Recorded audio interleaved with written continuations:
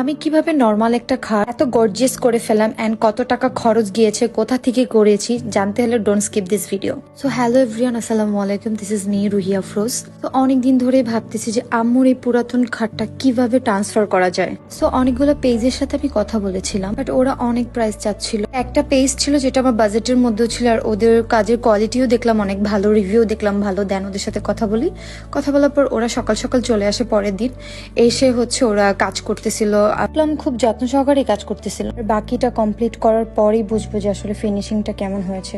But আমি ওদের কাজ দেখে আমার কাছে ভালোই লাগতেছিল যে না, কাজ খুব ভালোই করতেছে ফার্স্টে। বাট আমার কোনো এক্সপিরিয়েন্স নাই, আমি আগে কোনো এরকম কাজ করাই নাই, এটা আমার ফর দ্য ফার্স্ট টাইম।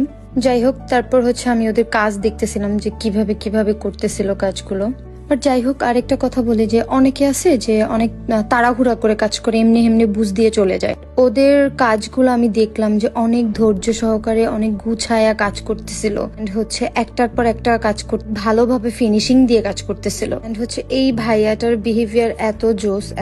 দুইজনের বিহেভিয়ার অনেক ভালো ছিল। বারবার আমাকে জিজ্ঞেস করতেছিল যে আপু আপনি একটু দেখেন ভালো করে কোন দিক দিয়ে ঠিক হয় কিনা, আপনি বলেন কিভাবে ডিজাইন করব, কিভাবে কি করব, সবকিছু আমাকে বারবার কিন্তু জিজ্ঞেস।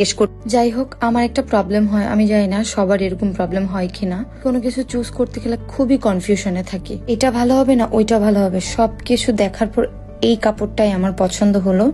যাই হোক, এটা আমি ফাইনাল করলাম। তারপর খাটের মধ্যে কাপড়টা সেট করতেছিল।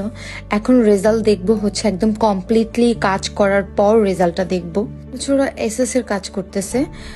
এসএসটা আগে স্টিকার মারা ছিল, আর আমি ভাবতেছিলাম মনে হয় যে এটা এরকমই। যাই হোক, এখন আমার খাটের ফাইনাল রেজাল্ট।